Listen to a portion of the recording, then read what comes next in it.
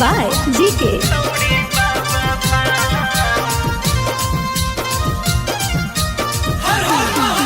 सावन के पावन महीना अइलो छोड़ी दे सब घरवा के काम। ए रानी सावन के पावन महीना अइलो छोड़ी दे सब घरवा के काम।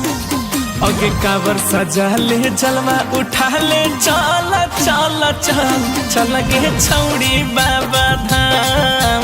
कावर सजा ले जलवा उठा ले चल चल चल चल गे छौड़ी बाबा धाम।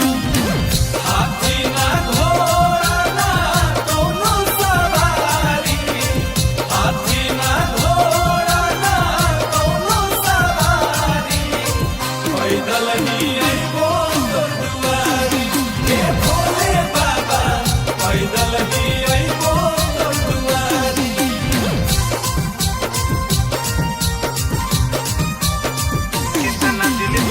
कितना दिन सोमारी छौड़ी करम ही तू गावे में। भोले बाबा के कृपा हो हमनी के मिलावे में। ए सोना कितना दिन सोमारी छौड़ी करम ही तू गावे में। भोले बाबा के कृपा हो हमनी के मिलावे में। नमः शिवाय के नम रटत चलबै सुबह शाम। नमः शिवाय के नम रटत चलबै सुबह शाम। अगे कावर सजा ले जलवा उठा ले चल चल चल चल गे छौड़ी बाबा धाम। कावर सजा ले जलवा उठा ले चल चल चल चल गे छौड़ी बाबा धाम। बाबा के चरनिया में बसे चारू धाम। बाबा के चरनिया में बसे चारू धाम।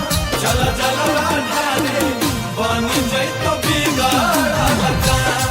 चल चल ढारे बनी जइतो बिगड़ल काम।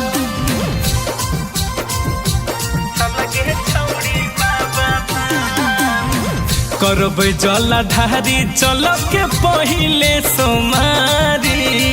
देथुन आशीर्वाद हमनी के बोले भंडारी।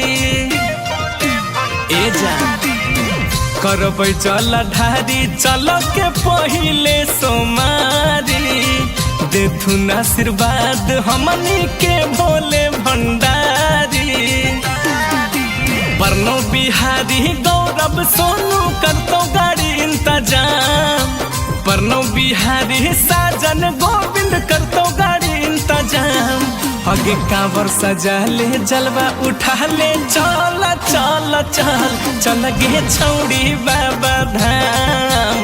कावर सजा ले जलवा उठा ले चल चल चल चल गे छौड़ी बाबा धाम।